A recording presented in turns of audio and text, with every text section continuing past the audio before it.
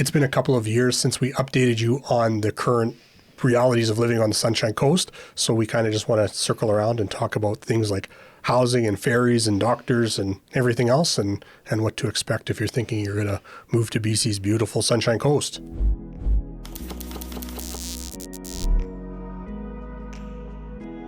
I think we may as well start with housing. Everybody wants to know about housing all the time. Yeah. You come here, you need a place to live. House prices when we moved here in 2014, they were $360,000 was your average detached home price. And now the average detached home price is $917,000. So it's gone up a little bit. 2.5 times. Yeah. Yeah, so cost of living has gone up. And so that's the reality of the Sunshine Coast. I mean, some places throughout Canada have gone up, maybe not to this magnitude. Yeah, I would agree. Yeah, things have gone really crazy for us. In Vancouver, it's like over $2 million, isn't it, for a detached home? 2.2. So if you're living in Vancouver and you think, oh, I want to downsize someplace, then all of a sudden this probably seems like a real screaming deal. Yeah. But if you're from the rest of the country, it's a pretty shocking thought to spend, upwards of $1 million on a pretty normal home. Yeah. Because if you're coming from, where were the places we looked up? Winnipeg, it's $410,000, your average home price there. And then in Edmonton, it's $485,000, your average home price there. So then, yeah, if you're coming from one of those places, you're not downsizing when you're moving to the coast, you're upsizing. So yeah. Can you do it? Do you want to do it? And then so house prices, that's where it's at. And then rentals now, like if somebody's renting as a tenant and not worried about buying a house, then what's their situation? I think it's not great for most tenants. There's not anybody that really does a great job of tracking vacancies and average rents and all the rest. So it's all anecdotally. But we're seeing online that rents, like bare minimum, you're looking at like $2,000 a month to rent. That's a pretty big chunk of change for somebody that's going to rent for long term. And then there's just zero stability in being a tenant on the Sunshine Coast. Owners are selling homes to cash out on the market. Mm-hmm. Yeah. So if you're a tenant, then you may have your home sold from underneath you, and then you're looking for something else. And you probably already had a tough enough time getting into that home. And so there's never that stability for renters as well. How long will they be in a home if they even find a home? So it's just tough. There was a post on Reddit, I think a couple of weeks ago, talking about Vancouver. So not exactly us, but I thought it was maybe a little bit analogous.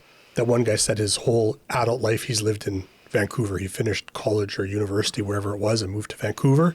And that when he had looked, I think he had said he had moved more times than he had years here. Okay. So if he had lived in Vancouver 10 years, he had moved 12 times. Oh, wow. So I think that's if you're thinking you're going to rent long-term on the Sunshine Coast, I think you better be ready for that reality, that you're going to live in a home till it sells, and then you're going to be right in the same boat again looking for something else. And that homes are selling, even in a down market right now, are selling consistently. Yeah, that's expensive moving. It's expensive as a homeowner moving. It's expensive as a tenant. And so then you almost have to budget in that average, I guess. Well, and even I remember growing up being in Edmonton, it was pretty regular that you had friends that were moving or family that were moving. So when you're in your early 20s, you can hit somebody up, hey, can I borrow your truck? Can you come help me move? But if you're moving a long way to come here, then you've moved away from that support system. So then, you're in charge of moving. If you have to move from place to place in Gibsons or Seashell, that you're going to do all your own packing. You're going to have to get yourself a vehicle. You're going to have to move it all out physically. And that either means, bribing people here to do it or hire movers to do it for you. So you're right, it could be a big expense. Yeah. And I guess along the housing demand, so the housing demand has stayed consistent and increased even here, but the supply hasn't. The supply has stayed level at best, basically. Yeah, I think so. Like sometimes we'll see somebody buy a lot and then subdivide it and then build a second home on it, something like that. But there's a lot of people buying older homes and renovating them to make them more modern, or maybe like it's infill that you buy an old home and you get rid of the house and then you just replace it. So we've not seen the housing supply keep up with demand since we've not keep been up, here. No. Yeah. Eagle View is building. That's going along well. So that's going to add some supply to the market. Other developments in the area. What was the one? Parkland. That's been coming out steady a little bit here and there. Some houses getting ready and built. That's right. There are people that want to develop, but I don't know if it's just as the process is that onerous that it just takes 5 years between saying, I'm going to do this and then actually doing it, or what the scenario is. But new housing can't come fast enough. Well, I mean, a lot of it is tradespeople and workers and them having a place to live and stay while. So yeah, it's developers waiting to secure the staff for the builds. I think that's everywhere right now. Yeah. We could use more doctors and servers and tow truck drivers and grocery store clerks, and you kind of go down the list. Yeah. You need it everywhere. But, you decide you're going to be let's say a teacher, and you move out here, you get a great job, and you're getting a teacher's wage, and now for you to live, you've got to go buy $1 million house. Yeah. And that's just about impossible to do. Yeah. Yeah. I guess we mentioned doctors in there. So pretty much healthcare here is at full capacity, like a lot of other places too, trying to keep up with recruiting doctors and the healthcare professionals altogether that support that. It's a beautiful place that a lot of people want to live, including doctors and nurses. So you think, oh, this should be a pretty easy sell. We say to doctors and nurses, you're needed. They look and they say, that's great. That's where I want to live. And I think a lot of them do say that. Mm-hmm. But again, it's the reality that even when you're making, a substantial wage, like an established doctor would be making, it still is a huge amount of money to spend on a house. And especially if you're moving here from someplace else, are you ready to make that kind of a commitment to a place that you don't really know so much? Mm-hmm. And then to rent long-term, like we said, has its own challenges. Mm-hmm. The thing that we've noticed with housing in the last few years is there's basically like a fourth category of housing that's come up. So for a long time, kind of the gold standard was a single family, like a detached home. And then if you couldn't afford to get into a detached home, then you looked at maybe a townhouse or half a duplex. And if you couldn't swing that, you looked at a condo in an apartment building. Then below that, you were looking at maybe like a mobile home at a trailer park. But now in the last few years, we've gone to people living in holiday trailers, kind of wherever they can find a spot to put them. Yeah. And even the holiday trailers, they're worth an arm and a leg now. Well, and that kind of situation is all right with temporary. Like if you're coming out here to work and you're kind of a worker for now, you're maybe younger and single and you're like, I'm trying out life there. Living in a holiday trailer is all right, or trying it for a stint in life for a little while. But eventually you do want to be able to afford like your proper home and land and a home. Yeah. But so it's kind of a patchwork thing right now that's helping a little bit is people living in holiday trailers. But I don't think it's a viable long-term solution. Mm-hmm. Shall we tackle ferries? The ferry situation has not improved since we moved here. It has gotten worse. We're, I think, in a special situation where we don't really rely on the ferry very often. We don't make frequent trips to the city. We don't have kids that have things going on in the city that we've got to ferry back and forth. We don't have a huge group of friends and family that live in Vancouver that we're constantly wanting to go back and forth and visit. Really, the reason we use the ferry is to go to and from the airport and occasionally go to and from a doctor's appointment. Yeah, specialists that you go to the city for, So that it's pretty few and far between we go. But we have gotten to a point now that if we're taking the ferry, we reserve the ferry. Yep. You can't count on it anymore that you can just roll up and get a spot. Even like midweek in the off season, we used to think nobody's going to be on the ferry now. We'll have this boat to ourselves.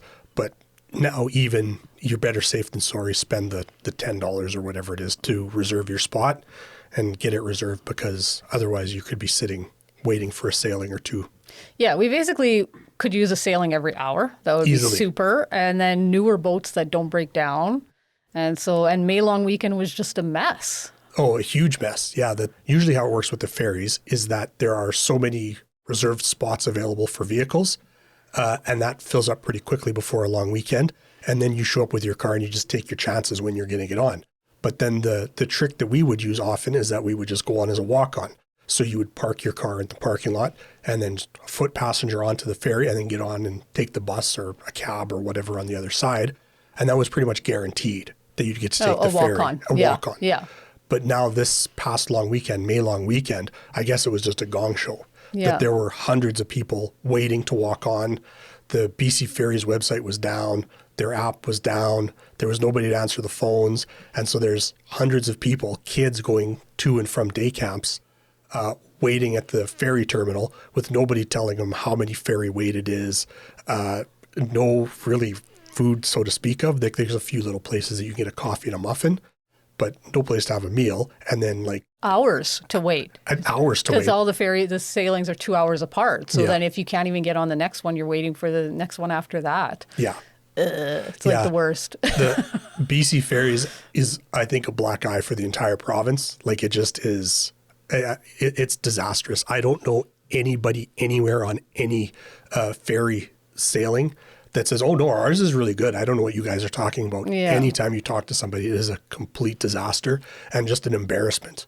They got to get it sorted out. It's our highway for visitors, for locals. It keeps the economy going. Like we need it. It's got to happen smoothly and good. And it's a bit of a noose around our neck as well, because it does constrain everything else that we're trying to accomplish here. Because it's so few and far between, then it's just expensive to get goods and materials up here. If you did have a construction project you were going to build and you thought, okay, I'll pay my guys to commute on the ferry every day. Well, you don't know if that's going to happen or not, if they're going to get on. There's so many canceled sailings. It's so flaky that you just can't rely on it for anything. And it just is really turning into kind of, I don't want to go as far as to say a worthless endeavor, because you have to have it, but it's as bad as it can be before you don't have it. Well, and so part of it is the old boats, and then staff, keeping enough staff that can live here and afford. Yeah, the same thing as anybody else. BC Ferries, I think, pays a pretty fair wage, but you're not going to buy a house here on a BC Ferries wage. So then, how can you expect people from BC Ferries to work here if they can't afford to buy a house? Mm-hmm. It's a corporation, but it's run by the government, so they could be better. You know, it's a government corporation. Smarten up. And if it wasn't a crown corporation, then I think that they would go broke and another real corporation would step in and take over for them somehow. It doesn't make any sense. We could spend hours talking about what a gong show BC Ferries is. The thing that has remained consistent since we've been here on the Sunshine Coast is people running a business and the high turnover of businesses. I think running a business is a hard thing anywhere you do it, but I feel like right here, you're doing it on a tightrope without any safety net, that the overhead is high. If you need a space, whether you're buying it or you're renting it, it's very expensive. Staff is very hard to come by because of all the reasons we talked about. And because the income is typically not even. If you open a restaurant in, downtown Calgary or Winnipeg or something like that, you'll have busy seasons and slower seasons. But here it goes from standing room only lined up outside the door in the summertime to, well, we might as well take January off because we're not going to sell a meal to anybody. So it's very, very inconsistent. And I think a lot of people romanticize owning a business on the Sunshine Coast and then come out here and it is just a whole nother ballgame, not at all what they were expecting. Yeah, it's a big dream of moving here, starting a business. Is great, but then just so important for people to actually do like a business plan and check out the viability of that business being able to be sustainable here. Yeah, you might check those numbers for somewhere else, but make sure you check it for here with our demographic, with our seasonality to the business. However hard you think it's going to be to get staff, I would say it'll be twice that hard for you to get staff here. It just is really, really hard. There's just not enough people that can afford to live here and work for a wage. I feel like money comes into the area that way. Like that you come here and you kind of refix up the business. You set it all up. You put all this money in and then you're like, you walk away with lost money and then... There are some people that are very good. Yes. And they've been at it a long time and there's lots of established businesses and it's not an impossible thing to do. But if you've been working in an office for the last 15 years and you think, I've always wanted to own a restaurant, a boutique, whatever, in a quaint little seaside town, man, this is not the place to practice it. Well, yeah, I know, right? Like, I feel like I want to warn people but at the same time, it is doable. Just run your numbers. People that know what they're doing and they have been running businesses for 20 years, they will look at this scenario here and they'll say, oh yeah, I can do this, or they'll say, I can't swing it. It's not going to work. They'll know. And I guess more what our concern would be is people that this is going to be their first kick at a cat at doing something like this. And it's very difficult if you come in and you don't know what you're doing or you think you're going to find your way. We've seen businesses be open for months or even just weeks before they shut down and that it just is not at all what they expected. Yeah. I think there's a lot to do with that. You come here and you have a certain idea, even for yourself, of what you think you'll enjoy, and even changing. I mean, the truth is we reinvented ourselves a few times when we came here. We kind of came here with a general idea. I mean, looking back, we'd probably tell us, don't do what you're doing. You don't have enough of a plan. So you got to be willing to figure it out, you know, and be able to kind of pivot and decide, okay, we're going to go in this direction. Oh, this is working well. And I think the thing that saved us, though, is that we only considered things that we could do. Yeah. We weren't going to have to bring staff in, and we only looked at things that we could do from home. Yeah. Where there was going to be no overhead.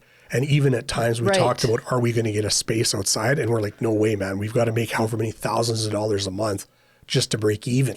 So we've got to get twice or three times as busy just to break even. Yeah. And it just didn't make sense. Yeah. So for us, we knew enough to say we needed to keep our expenses just low, and not rely on staff to make us our money.